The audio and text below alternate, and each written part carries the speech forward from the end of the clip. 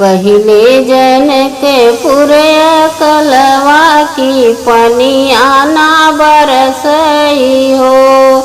पढ़ले जनकपुर कलवा की पनिया ना बरसई हो। रामा भैले जनकपुर में सोर भूखन सब मरई हो। अरे अरे नगर के पंडित हाली बेगे आवहु हो।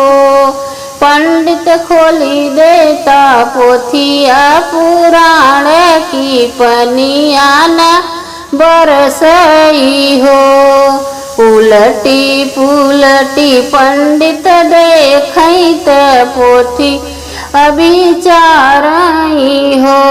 रामा मधुर बचन यस बोलत भेद जस खोलई हो।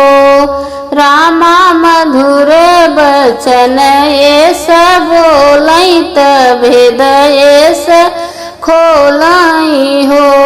सुन सुना राजन बतिया की यज्ञ रचावहु हो। रामा दोनों परानी हल चलावहु तबई पानी बरसई तबऊ पानी बरसई हो। सुन के जनक जी बचनिया तरानी के बोलावई हो। रामा तुरत यज्ञ रचावई त देरी न लगावई हो। राजा तुरत यज्ञ रचावई त देरी न लगावई हो।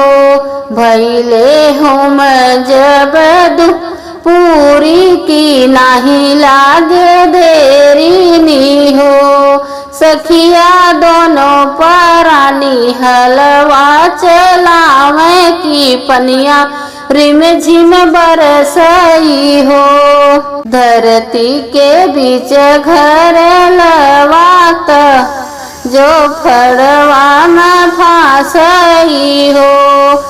सखिया मुठिया पकड़ी राजा जनक घर वानी कारई हो।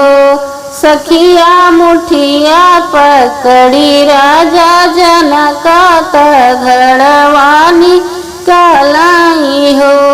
घड़वा के मुख जब खोलई त कन्या का देखई हो। रामा दोनों परानी ले महलिया में भागई हो।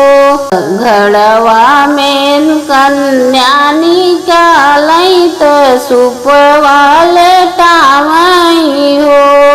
रामा होई गए जनकपुर सोर सखिए मंगल गावई हो। रामा होई जाए जनकपुर सोर सखिए मंगल गावई हो। घड़वा से कन्या निकारई तो सुपवा लेटावई हो। रामा होई गए जनकपुर सोरत मंगल